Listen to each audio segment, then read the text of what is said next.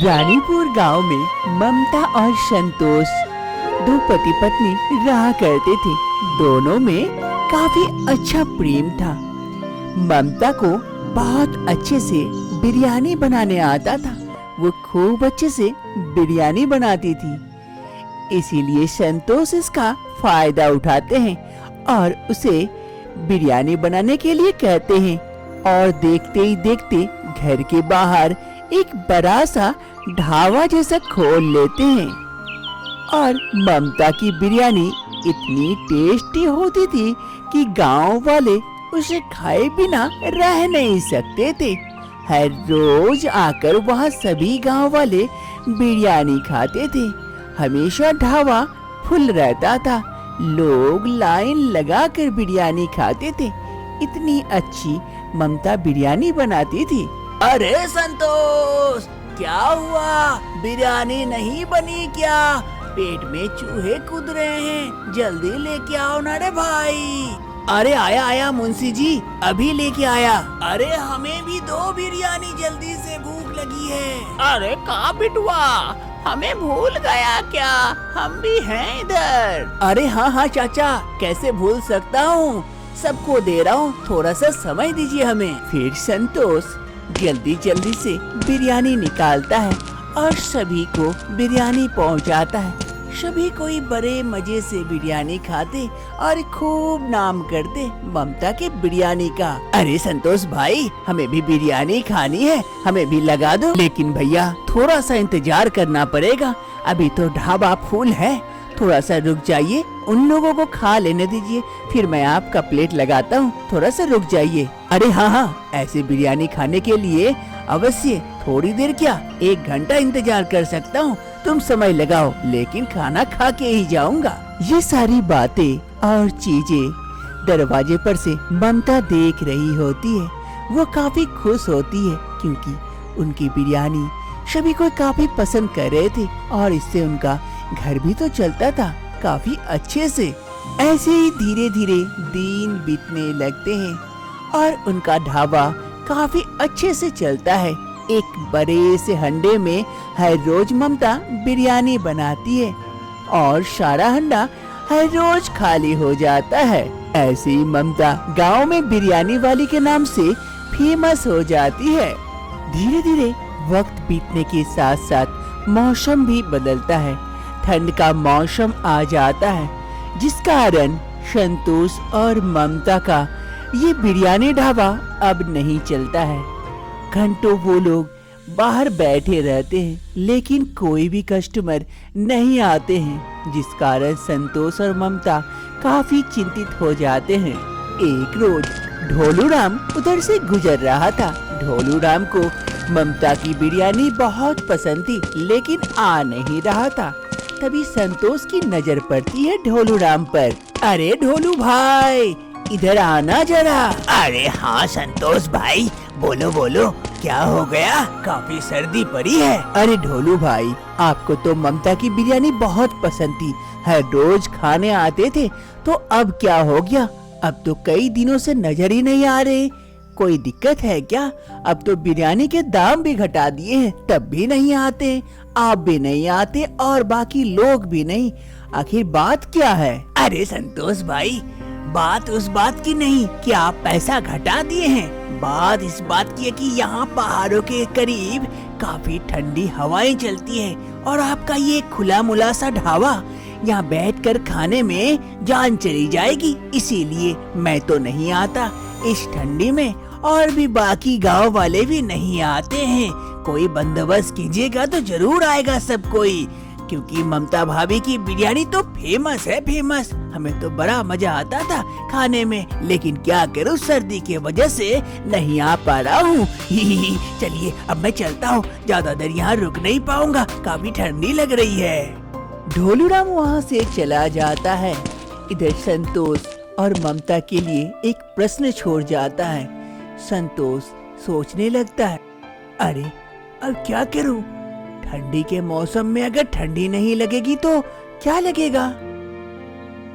ममता रसोई घर में थी, तभी वहाँ पर संतोष आता है। अरे ममता, ममता। हाँ जी, आप आ गए। पता चला किस कारण से हमारा ढाबा नहीं चल रहा है? क्या मेरी बिरयानी अच्छी नहीं बन रही है क्या? अरे नहीं ममता, ऐसी बात नहीं है। तुम्हारी बिरयानी तो अच्छी बन रही है और हम लोग दाम भी घटा दिए थे, लेकिन बात कुछ और है। क्या बात है जी, बताइए ना, ताकि हम उसे सुधार सके और हमारा ढाबा पहले जैसा फिर से चल सके। अरे ममता, आज ढोलूराम मिला था, तुम्हारी बिरयानी सबसे ज्यादा वो पसंद करता था। उससे मैंने पूछा तो उसने कारण बताया कि ठंडी के कारण वो नहीं आ रहा है, बाकी गांव वाले भी सर्दी के कारण।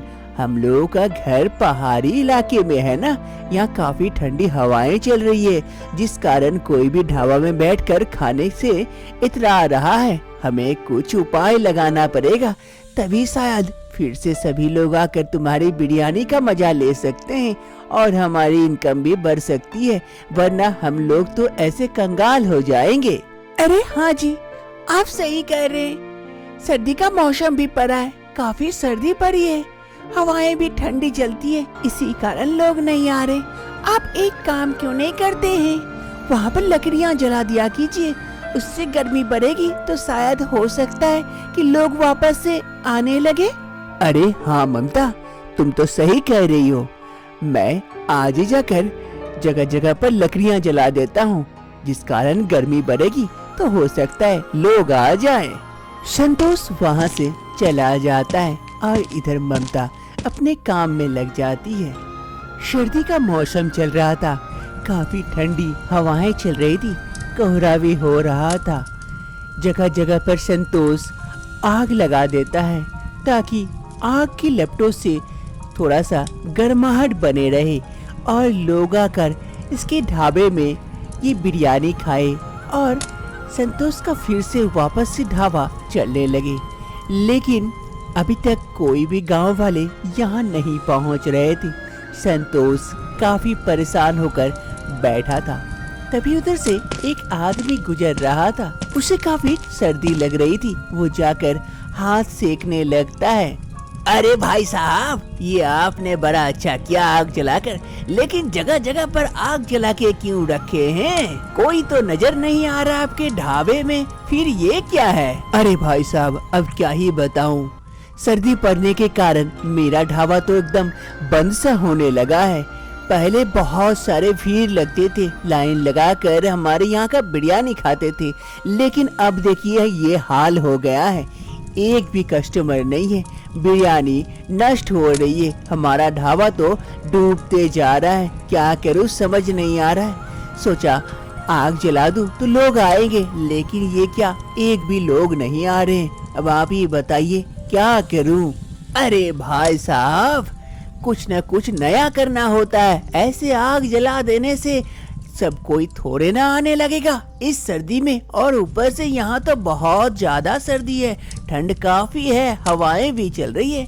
मैं एक बार एक जगह गया था, वहाँ देखा कि मिट्टी के अंदर खोद के ढाबा बनाया है, जहाँ आग जलाने के बाद गर्मी बनी रहती है। सभी लोग आकर बैठकर खूब मजे से खाना खाते हैं और काफी देर तक समय व्यतीत करते हैं।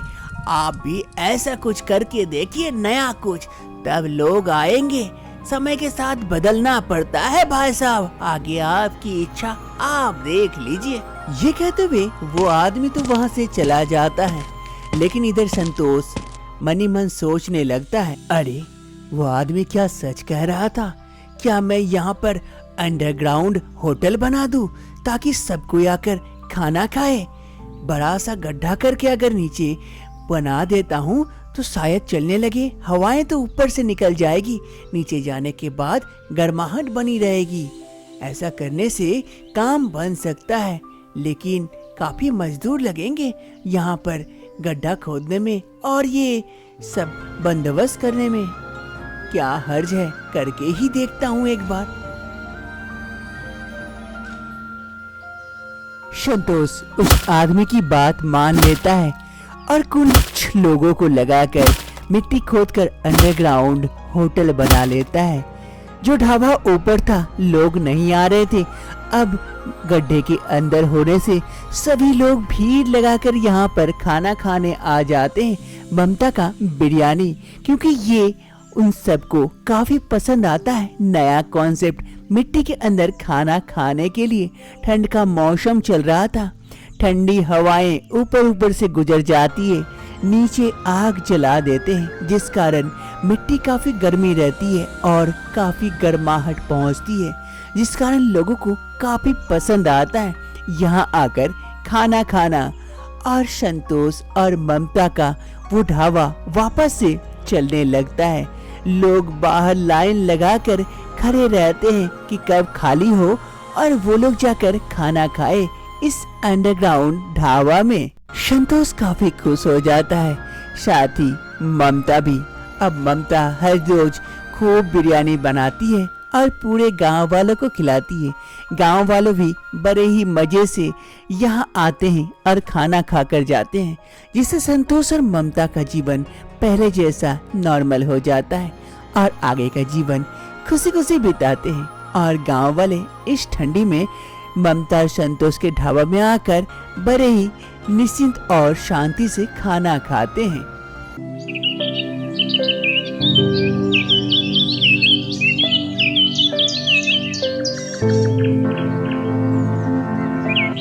अरे काफी देरी हो गई आज, जल्दी से जाता हूँ, मालिक गुस्साएंगे नहीं तो। अरे ये क्या, संतोष भी तो नहीं गया अभी तक। अरे संतोष अभी तक काम पे नहीं गया, मालिक गुस्साएंगे देर से आने पर। कई दिन तुम्हें चेतावनी दे चुके हैं, काम से निकलवा देंगे, चलो जल्दी चलो। अरे मालती, मैं काम पे चलता हूँ, आज काफी देर हो गई है, मालिक हमेशा गुस्साते हैं मुझ पर। हाँ काका अभी आता हूँ, चलिए चलिए जल्दी चलते हैं। हाँ जी जल्दी जाइए आप। चलो चलो जल्दी चलते हैं, काफी देर भी हो गई है, मेरी भी आज देर हो गई। अरे वो तो चले गए, अब मैं घर का सारा काम जल्दी जल्दी से निपटा लेती हूँ। काफी ठंड भी पड़ी है, शाम होते होते कोहरा भी आने लगेगा, जल्दी जल्दी सारा काम खत्म कर लेती हूँ।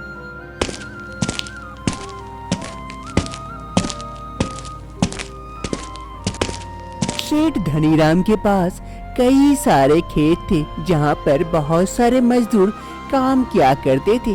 वहीं एक खेत में संतोष भी काम किया करता था। आज सेठ जी खेत देखने के लिए यहाँ आ पहुँचते हैं। सभी मजदूर काम कर रहे होते हैं। तभी काका चाय लेकर सेठ जी के पास पहुँचते हैं। अरे बाबू ये लीजिए चाय पीजिए, इस सर्दी में गरम गरम चाय का मजा लीजिए। अरे हाँ हाँ लाओ लाओ, चाय पीने का मजा ही कुछ और है इस सर्दी में। अरे ये संतोषवा किधर गया, कई दिनों से देख रहा हूँ, काफी देर से काम पे आ रहा है, सुन रहा हूँ। उसे जरा बुलावा भेजो तो, बुला यहाँ उसे। जी हुजूर अभी बुलाता हूँ। अरे संतोष आओ यहाँ पर, सेठ जी बुला रहे हैं तुम्हें। अरे सेठ जी आज अचानक से यहाँ पर, और मुझे क्यों बुला रहे हैं? जाता हूँ देखता हूँ। हाँ सेठ जी कहिए, क्या बात हो गई? का रे संतोषवा, कहीं काम धंधा मिल गया है क्या, या फिर यहाँ काम करने का और मन नहीं लगता है? घर में लुगाई के साथ ही घर में बैठना अब से। सुन रहा हूँ कई दिनों से तू काफी देर से आ रहा है काम पर।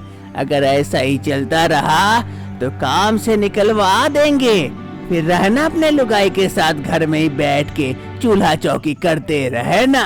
नहीं हुजूर, माफ कर दीजिए, अब की बार कभी नहीं होगा ऐसे। अब से हर रोज समय पर आ जाया करूँगा। ठीक है, अब की बार छोड़ देता हूँ, अगली बार ऐसा मत करना। इस बार काफी ठंड पड़ी थी। शाम होते ही गांव में चारों तरफ कोहरा से भर जाता है और काफी ठंडी हवाएं चलने लगती है। कोहरा और ठंडी हवाएं संतोष के घर के अंदर भी घुसती है, क्योंकि उसका घर अच्छे से नहीं बना हुआ था, जिस कारण उसके घर में कोहरा एवं हवाएं काफी घुसती थी। घर के अंदर संतोष काफी चिंतित बैठा हुआ था, हाथ में खाना लिए, एक निवाला भी नहीं खाया था। तभी उसकी बीवी मालती ये देखकर जल्दी से आती है संतोष के पास। ए जी क्या हो गया, आप अभी तक खाना नहीं खाए, कोई बात हो गई क्या? चिंतित नजर आ रहे हैं काफी। क्या हुआ, कहिए ना मुझसे। इतनी सर्दी पड़ी है, जल्दी से खाना खा के सो जाइए, सुबह काम पे भी तो जाना है। अरे मालती, यही तो सबसे बड़ी कारण है कि इतनी सर्दी, इतनी ठंड में अच्छे से नींद नहीं आ रही है और सुबह जल्दी नहीं उठ पा रहा हूँ, जिस कारण से काम में जाने में देरी हो रही है। और उधर सेठ जी आज धमकी दिए हैं, अब से अगर काम पे लेट जाऊंगा तो निकाल देंगे काम से। वही समझ नहीं पा रहा हूँ, रात में नींद ठीक से नहीं आ रही है इतनी ठंडी में, अब क्या करूँ। अब क्या करेंगे जी, कुछ पैसे आ जाएंगे तो हम घर अच्छा से बना लेंगे, ठीक कर लेंगे, तब ठंडी हवाएं नहीं घुसेगी। अब जो है इसी में रहना पड़ेगा। आप खाना खा लीजिए और सो जाइए जल्दी से, देखिएगा सब कुछ ठीक हो जाएगा। हाँ मालती, तुम सही कह रही हो, जैसा है वैसे ही रहना पड़ेगा अभी। फिर जल्दी जल्दी से संतोष खाना खा लेता है और साथ में मालती भी, और दोनों जाकर सो जाते हैं। धीरे धीरे रात बीतने लगती है। रात काफी हो चुकी थी, दोनों सो चुके थे। तभी अचानक से बादल गरजने लगते हैं और देखते ही देखते बारिश होने लगती है। ठंड काफी बढ़ जाती है। दोनों कंबल के अंदर ठिठुर रहे थे, लेकिन नींद नहीं खुली थी। दोनों सोए हुए थे। बारिश बाहर झमाझम शुरू हो जाती है। इधर संतोष मालती का घर उतना अच्छा नहीं था कि बारिश के पानी को रोक सके। धीरे धीरे पानी घर के अंदर आने लगता है और जब पानी की बूंदे मालती और संतोष के मुंह पर जाकर गिरता है, तब दोनों की नींद खुलती है। अरे ये क्या, कौन छींटा मार रहा है पानी का? अरे ये पानी भी कहाँ से अरे मालती, ये तो बारिश हो रही है और बारिश का पानी घर के अंदर आ रहा है, अब क्या करें? अरे ये क्या, बिन मौसम बरसात कहाँ से आ गई? एक तो ठंड से जान जा रही थी, ऊपर से ये बारिश, लगता है जान लेके ही मानेगी और ज्यादा ठंड बढ़ जाएगी।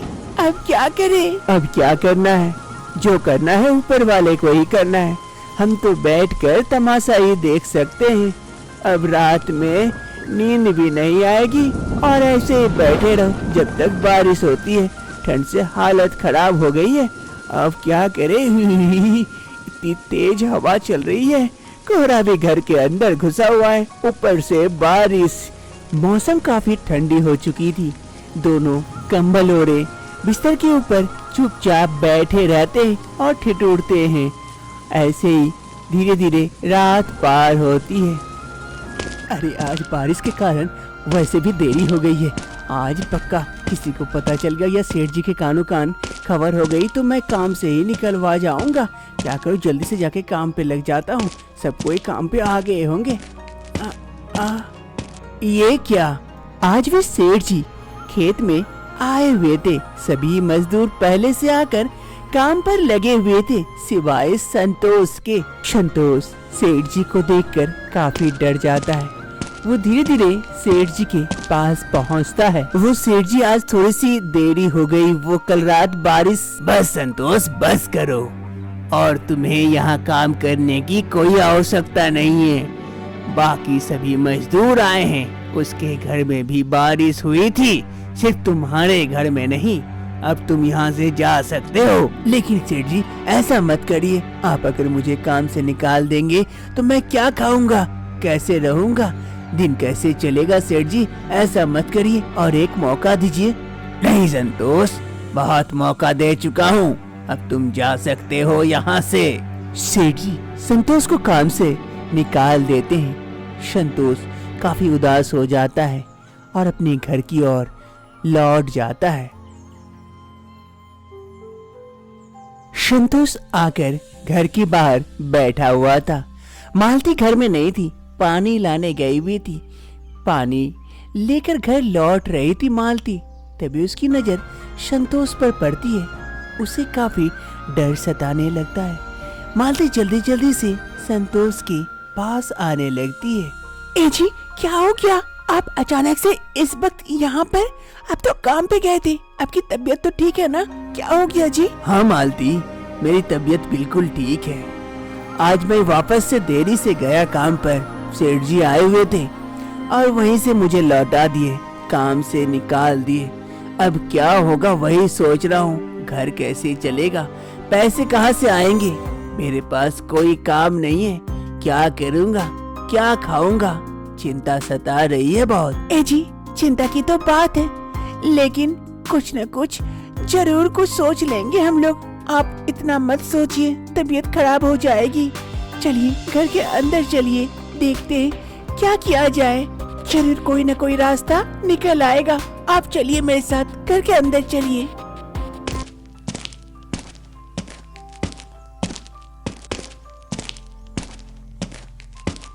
घर में बैठकर संतोष काफी चिंतित था। मन में यही ख्याल सता रहा था कि अब क्या होगा, कैसे चलेगा उसका घर। यही सोचते सोचते मालती संतोष के पास आती है। ए जी, इतना मत सोचिए, देखिएगा कोई ना कोई रास्ता निकल आएगा।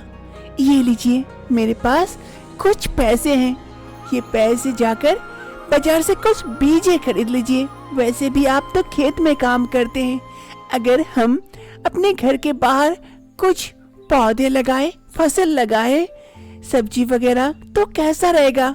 हाँ मालती, वो तो सही है, लेकिन फसल के लिए पानी चाहिए, पानी कहाँ से देंगे अभी। ऊपर वाले पे भरोसा रखिए, सब कुछ ठीक हो जाएगा। शायद आज के लिए ही मैं ये पैसे बचा के रखी थी, देखिएगा सब ठीक हो जाएगा। आप जाइए, इन पैसों से बीज लेके आइए, फसल हम लगाएंगे, दोनों मिलकर मेहनत करेंगे खूब, देखिएगा सब कुछ ठीक हो जाएगा। अब इतना मत सोचिए। ठीक है मालती, तुम कहती हो तो ये भी करके देखता हूँ। संतोष मालती के पास से वो पैसे ले लेता है और बीज लेने के लिए चला जाता है। और इधर मालती, हे ऊपर वाले, अब बचा लेना, यही आखिरी उम्मीद थी मेरे पास, इसे खराब मत करना, बचा लेना। संतोष अपनी बीवी मालती की बात सुनता है और घर के बाहर जमीन पर जो भी घास लगे हुए थे उस घास को छिलने में लग जाता है और उस जमीन को खेती लायक बनाने लगता है। काफी मेहनत करने के बाद वहाँ का सारा घास हटा देता है और मिट्टी निकाल देता है। लो मालती, मिट्टी निकाल दिए, घास छिलकर, अब बीज लगाने का वक्त आ गया। बीज डाल देते हैं यहाँ पर, अब पानी की आवश्यकता पड़ेगी। तो देर किस बात की, मैं अभी बीज लाकर छींट देती हूँ। फिर मालती जल्दी से घर के अंदर से बीज लेके आती है और चारों तरफ छींट देती है। मालती, लेकिन इन बीजों में पानी चाहिए अच्छी मात्रा में, तभी ये बीज से फसल होंगे, वरना खराब हो जाएंगे। जी, आज तो काफी थक चुके हैं, कल कुछ बंदोबस्त करते हैं, शाम भी होने चली है। हाँ मालती, सही कह रही हो, चलो। रात होते ही दोनों सो जाते हैं कि आधी रात में अचानक से बादल गरजने लगते हैं और जोरदार झमझम बारिश होने लगती है। बारिश की बूंदें जब मालती और संतोष के शरीर पर गिरता है, उनकी नींदें खुलती है। काफी चिंतित होते हैं, उठकर बैठ जाते हैं। काफी ठंड बढ़ जाती है, लेकिन मन ही मन काफी खुश होते हैं। अरे मालती, देखो बारिश हो रही है, बारिश घर के अंदर भी आ रही है, नींद नहीं आ रही है, लेकिन मन ही मन खुशी हो रही है। हमारे फसलों को पानी मिल रही है, ऐसा पानी होने से वो फसल जल्द से जल्द निकल आएंगे। हाँ जी, सही कह रहे हैं, भले ही इतनी सर्दी पड़ी है, ठंड लग रही है, घर के अंदर बारिश की बूंदें घुस रही है, लेकिन मन ही मन सच में खुशी है। अब ऐसे ही वक्त बीतने लगते हैं। हर रोज रात में बारिश होती है, जिस वजह से संतोष और मालती की नींदें खुल जाती है, लेकिन मन ही मन काफी खुश होती है। कुछ ही दिनों के अंदर घर के बाहर चारों तरफ सब्जियां ही सब्जियों से भरी पड़ी थी। ये देखकर मालती और संतोष दोनों काफी खुश हो जाते हैं और दोनों मिलकर जल्दी से सब्जियां निकाल लेते हैं और एक टोकरी में डाल देते हैं। फिर मालती संतोष से कहती है, ये लीजिए जी सब्जियाँ, जाइए इन सब्जियों को बाजार में बेच दीजिए, इनसे कुछ पैसे आ जाएंगे, अब सब कुछ सही रहेगा। हाँ मालती, तुम सही कह रही हो, मैं अभी इन सब्जियों को बाजार में बेच कर आता हूँ। फिर संतोष उन सब्जियों की टोकरी को सर में लिए बाजार की ओर चल जाता है उसे बेचने के लिए। धीरे धीरे वक्त बीतने लगते हैं। अब इन सब्जियों को बेच कर संतोष और मालती के पास कुछ पैसे आ जाते हैं, जिससे कि वो लोग अपना घर भी ठीक कर लेते हैं। इस घर को बदलकर दूसरा अच्छा से घर बनाते हैं, जिससे कि बारिश का पानी और अंदर ना जा सके और जितना भी ठंड पड़े ठंडी हवाएं और कोहरा घर के अंदर ना जा सके।